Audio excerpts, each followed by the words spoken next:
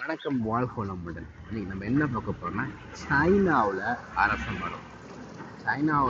சைனாவில் இருக்க மக்களுக்கு இந்த அரச மரத்தோட அருமை அவ்வளோ நமக்கு இருக்கிறது. மிகப்பெரிய சிட்டியோட ஒரு கொஞ்சம் ரிச் பீப்புள்லாம் இருப்பாங்க. ஸோ அந்த மாதிரி வில்லானா இருக்கக்கூடிய ஏரியா இருக்குது. இது வந்து ஒரு கேபிட்டல் சிட்டி. ஆனால் இவங்க மரத்துக்கு எவ்வளவு இம்பார்ட்டன்ட் கொடுத்துருக்காங்கன்னு பாருங்கள்.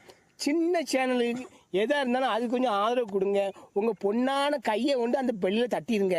அவங்களுக்கு சப்ஸ்கிரைபர் 5-10 ஏறுனா அவங்க மனசு சந்தோஷப்படும். அவங்க வீடியோவும் பாருங்கள், மறக்காம சர்ப்ரைஸ் பண்ணுங்க. தேங்க்யூ. இப்போ நீங்கள் பார்க்குறது எல்லாமே அரச மரம் தான்.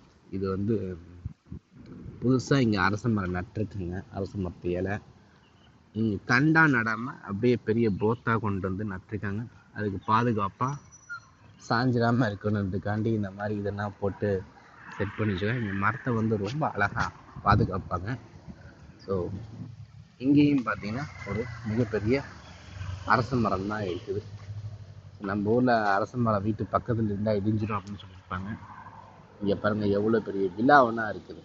புரியுங்களா? ரொம்ப எக்ஸ்பென்சிவான விழானா இருக்குது. பட் இருந்தாலும் இவங்க அரச மரத்தை வளர்க்குறாங்க. இந்த லைன் ஃபுல்லாகவே அரச மரம் தான். நீங்கள் பார்த்துக்கிட்டே வரலாம். இல்லை அரச மரம் இருக்குது. இதுவும் அரச மரத்து இலை தான். எவ்வளோ அழகாக இருக்குது பாருங்கள். இலை எவ்வளோ பெருசாக எவ்வளோ அழகாக அந்த அரச மரத்து இலை இருக்குது பாருங்கள். நிறைய பெரிய இந்த ரோட்டுக்கு அந்த சைடு இருக்கிறது இதுவும் அரச மரம் தான். இதுவும் வந்து அரச மரம் தான். ஸோ இவங்களும் மரத்துக்கு அரச மரத்துக்கு அவ்வளோ இம்பார்ட்டன்ட் கொடுக்குறாங்க. இது இந்த ஊரோட மரமா இல்லை எங்கேயும் கொண்டு வச்சுருக்காங்களான்னு தெரியலை. ஸோ அரச மரங்கள் இங்கே நிறையாவே இருக்கிறது நீங்கள் பார்க்கலாம். அரச மரம் நிறையாவே இருக்கிறது நீங்கள் இங்கே கண் கூட நீங்கள் பார்த்துக்கிட்டு வரலாம். மரத்தோடைய அருமையை ரொம்ப புரிஞ்சு அதை வச்சுருக்காங்க. இந்த லைன் ஃபுல்லாகவே அரச மரம் தான். நம்ம போனால் போய்கிட்டே இருக்கலாம். அவ்வளவு அரச மரம் இந்த ரோட்டோட 2 பக்கத்துலையும் அவ்வளவு அரச மரங்களை வச்சுருக்காங்க. அதை பாதுகாக்கிறாங்க.